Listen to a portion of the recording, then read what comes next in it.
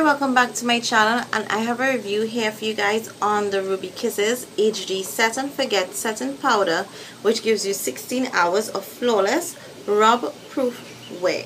The shade I have is actually in Banana, and if you like to get my experience in using this product, please keep on watching. So I purchased mine at Wonderful World Trinidad and Tobago, and I paid $50 TT, which is like about $8 US.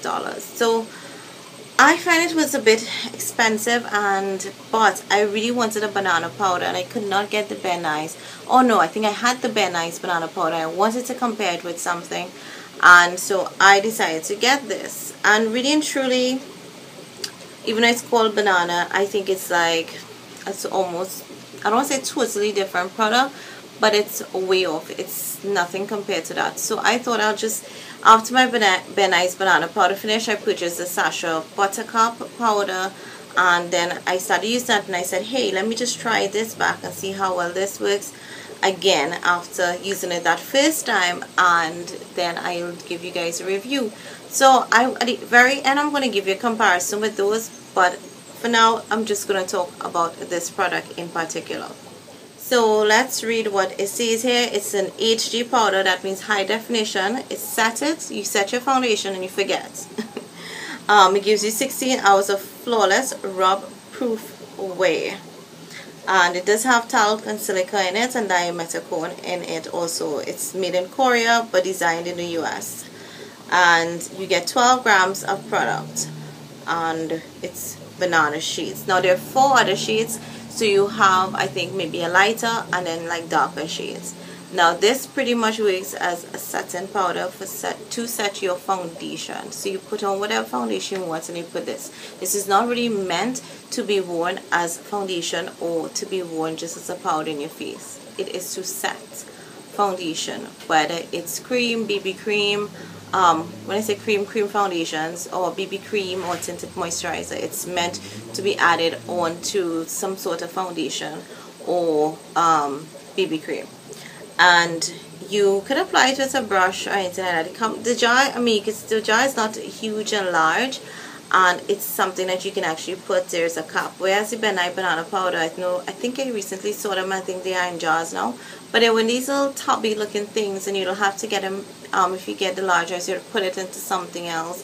Then there was so much product that if you weren't a makeup artist, you're not going to finish really anytime soon, because I had a 20-gram jar that lasted me for months, like months upon months. So this is how it looks, and I'm going to be very careful because I'm going to get stuff all over. It comes like with a halfway sifter. I don't know if you guys can see that. Oh, I'm making a mess already. And you twirl it around, and you can close it and open it. And the powder has the holes, the perforations. You have something to seal that you pull it. Initially I had puncture holes in it. That's what I usually do, but then stuff was not coming out, so I ended up having to pull all of it out, and when I did, a lot of times it ended up being a mess. So you can swing the whatever sifter thing here. You can swing it to close the holes, or you can leave it open. However, I noticed even though I closed the holes, which I did here, the hole is not exposed, it's a mess. So generally these loose powders are very messy, but this in particular is like so messy. The lid part doesn't work to me properly. You can look at it and see it has silicone in it, by the way. And in terms of the texture and feel, it is a bit coarser than the Ben Nice banana powder. And I also noticed, and this was the major drawback for me, that under my eyes, because I initially bought it to set under my eyes, that once I had, with my concealer, it was making it look cakey. I don't know if you guys can see, because I did use it thinking that you guys can maybe see that. But under my eyes, when I put, no matter what concealer I put, turns it into looking very cakey. And in addition to that, I find it gets under my eyes drying, so I had to stop using it until today. I actually did it for the review. Stop using it under my eyes and more or less like use it in my T-zone, because it was obviously absorbing moisture from my face, which is not a bad thing, and I don't mind that. I want something to absorb the oil that I produce regularly on my face. So I don't recommend it for under eyes, because it doesn't. The other thing it would do is that somehow it was because it was absorbing all the moisture out of my eyes, after a while you would start seeing all my dark circles, which you are seeing now on this eye, because this is a couple hours later.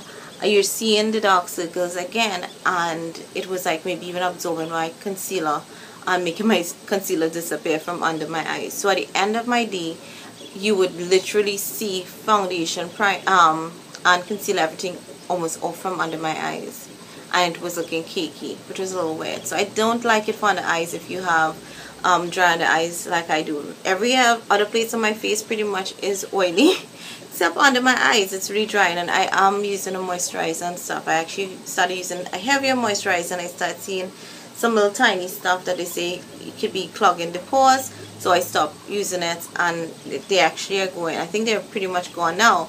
And then I realized it was actually this powder that was just drying up everything. So since I stopped using it outside of today again, I noticed, and using something else to set my under eyes, I don't have that problem anymore. So it's definitely that. I do use it in my T-zone area, and it works really well for that. I also can use it all over my face. Now, it's not exceptional. I don't find that it works better than the Nice banana powder, and I don't think it works better than the Sasha Buttercup. If I have a preference in choosing one of those colored powders to set my face, it will definitely be Sasha's Buttercup. That's definitely my number one. And if then can't get that, I would choose the Nice banana powder. This is going to definitely be last. It's more messy than all the other products, quite frankly, and it's not as much. It's the most coarse in terms of texture and feel, and it also does something that I don't think a lot of you would like. It gives you a cast, so that if you take pictures of, you get that white cast thing, and it's not really good. And I noticed in a couple of my videos, you may notice that I looked really crazy on the eyes, and I watched it on my iPad. I'm not seeing that, but when I go on my computer and I see it big, I noticed it, and I was like, oh my gosh, that's when I did use the Ruby Kisses powder under my eyes and even on my face. So when I'm doing videos, I won't be using it, and just maybe for regular day work.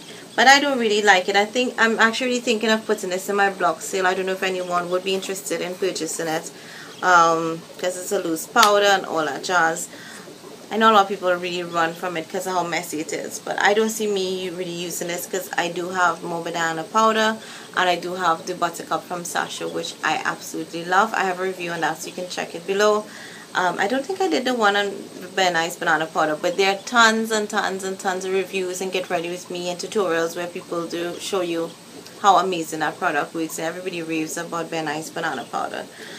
I would not repurchase this, nor would I go for any of the other Ruby Kisses powders. I know they have really good products and other things, just not this powder. If you want something like this and you don't want to get the Nice banana powder, and I would definitely suggest that you check other drugstore powders, pressed powders, even loose powders from a variety of brand, and just look for one that is more warm undertone to suit your skin tone, or as against going and get this. You're gonna more than likely regret getting this. And if you have if you're dry on your face, then this will definitely not be a recommend. At all, it might actually make you look patchy and flaky and all powdery. So don't recommend this. And if rated, I would really maybe just give it a 3 out of 5 for me personally, because it can control some of the oils in my T-zone, but it's way too messy for me to constantly. If you see how my dresser looks every time I use it, I have to wipe and clean. Sometimes I put a towel on it just because of how crazy it is. It's not something I want to use, because I'm a person that loves to go quick with my makeup application, especially when I'm getting ready for work and stuff. I don't need things slowing me down. This definitely was slowing me down. Hope you guys benefit from this review. Thank you guys so much for watching. Go ahead and thumbs up this video for more reviews to come. Let me know what stuff you're interested in me reviewing, and I'll get to those for you guys. So thanks again. Until next time. Bye.